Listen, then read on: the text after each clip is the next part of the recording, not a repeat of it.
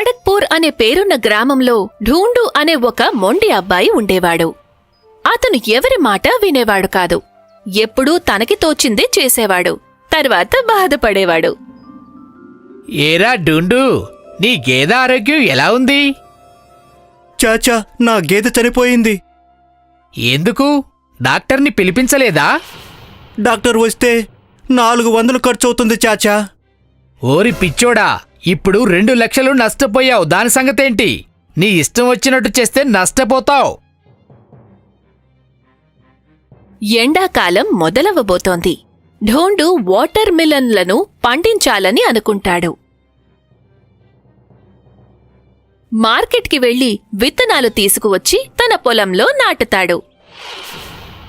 ఎరువు ఇంకా వాటి పెరుగుదల గురించి చాలా శ్రద్ధ తీసుకుంటాడు. కొద్ది రోజులయ్యాక పొలంలో వాటర్ మిలన్ చెట్లు బాగా పెరుగుతాయి. అలా కొన్ని నెలలు గడిచిపోతాయి. ఢోండు పొలానికి వచ్చి చూస్తే అక్కడ ఏ చెట్టుకి కూడా ఒక వాటర్ మిలన్ కూడా కాయదు. అది చూసి ఢోండు ఆందోళన పడతాడు. ఈ విత్తనాలు నకిలీ ఏమో, ఒక్క కాయ కూడా కాయలేదు. ఇప్పుడు ఈ చెట్లన్నీ పీకి పారేయాల్సిందే. అలా అనుకుని ఢోండు పొలంలోని చెట్లను పీకేస్తూ ఉంటాడు. చివరికి ఒక చెట్టు మిగులుతుంది. ఢోండు ఆ చెట్టుని కూడా పీకేస్తూ ఉండగా అతని చూపు ఆకుచాటున ఉన్న ఒక చిన్న వాటర్ మిలన్ మీద పడుతుంది. ఈ చెట్టును ఉంచేస్తాను. కాయ పెద్దదైతే తినడానికి పనికొస్తుంది. అలా అనుకుని ఢోండు ఇంటికి వెళ్తాడు. కొద్ది రోజులు గడిచిపోతాయి. పొలంలోని ఆ వాటర్ మిలన్ పెద్దది అవుతుంది. రోజురోజుకు పెరుగుతూ ఉంటుంది. మామూలుగా ఉండే కాయ కన్నా పెద్దదిగా అవుతుంది. అలా పెరుగుతూ పెరుగుతూ పర్వతంలా పెద్దది అవుతుంది. ఢూండు పొలానికి వచ్చి వాటర్ మిలన్ని చూసి చాలా ఆశ్చర్యపోతాడు. అతని సంతోషం ఆకాశాన్ని అంటుతుంది. ఆ వాటర్ మిలన్ పైకెక్కి ఢోండు డాన్స్ చేస్తాడు. సంతోషంతో అరుస్తాడు.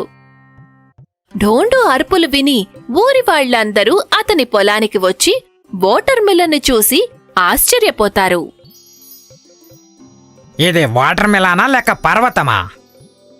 ఇంత పెద్ద వాటర్ మిలన్ నా జీవితంలో ఎప్పుడూ చూడనేలేదు. ఆ తర్వాత చుట్టుపక్కల ఊర్లలోనూ ఈ విషయం తెలిసిపోతుంది. కొంతమంది వ్యాపారులు వాటర్ మిలన్ని కొనడానికి ఢోండు పొలానికి వస్తారు. వేలం మొదలయ్యి దాని రేటు 2 లక్షల దగ్గరికి వచ్చి ఆగిపోతుంది. 2 లక్షలిస్తాను, అమ్ముతావా? నీకేమైనా పిచ్చిపట్టిందా? దాని సైజు చూసావా? సైజుతోనే ప్రాబ్లం. దాన్ని కొయ్యాల్సుంటుంది, తర్వాత అమ్మాలి. అమ్ముడు పోకపోతే దాన్ని స్టోర్ చేయాలి. మాక్కూడా ఖర్చులుంటాయి కదా. 2 లక్షలకు ఇచ్చేయి.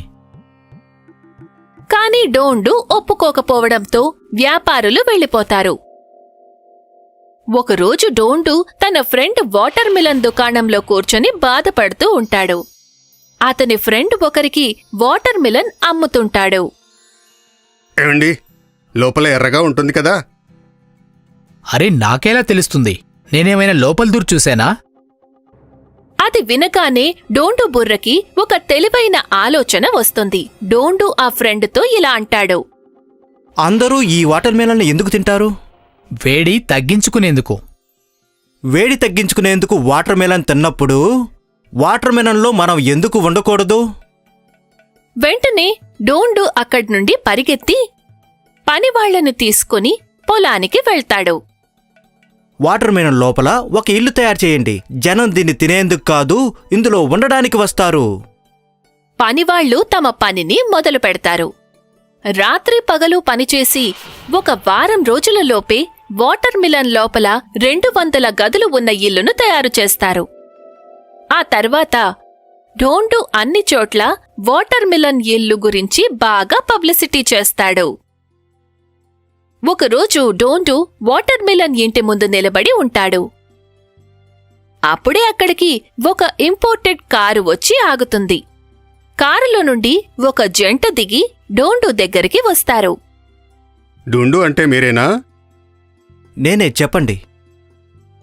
మాకు కొత్తగా పెళ్ళయింది. మా హనీమూన్ కులు మనాలిలో కాకుండా మీ వాటర్ మిలన్ ఇంట్లో జరుపుకోవాలనొచ్చాం. ఒక రోజుకి ఎంత చార్జ్ చేస్తున్నారు? 2 లక్షలు.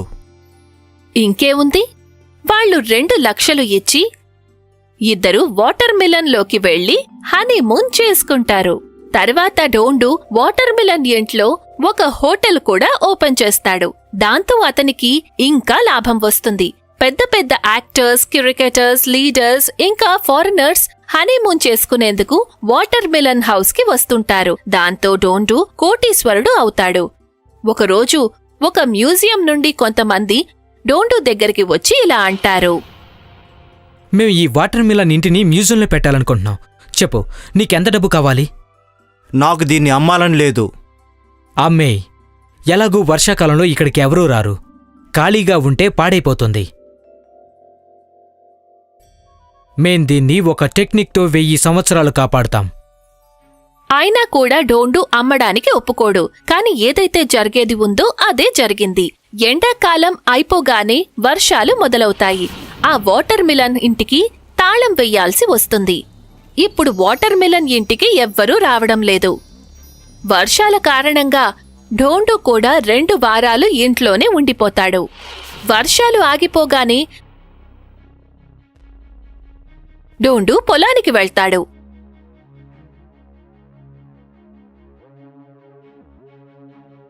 అక్కడికి వెళ్లి చూసేసరికి వాటర్ మిలన్ ఇల్లు కూలిపోయి ఉంటుంది.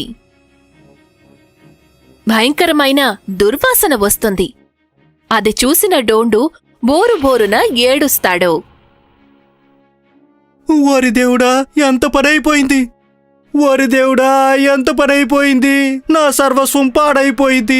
మ్యూజియం వాళ్ళ మాట వింటే నాకు డబ్బులు కూడా వచ్చేది, పేరు కూడా వచ్చేది. నా ఆశలన్నీ కూలిపోయాయి అంటూ ఏడుస్తాడు. ఆ విధంగా డోండు మూర్ఖత్వం అతని నష్టానికి కారణమవుతుంది.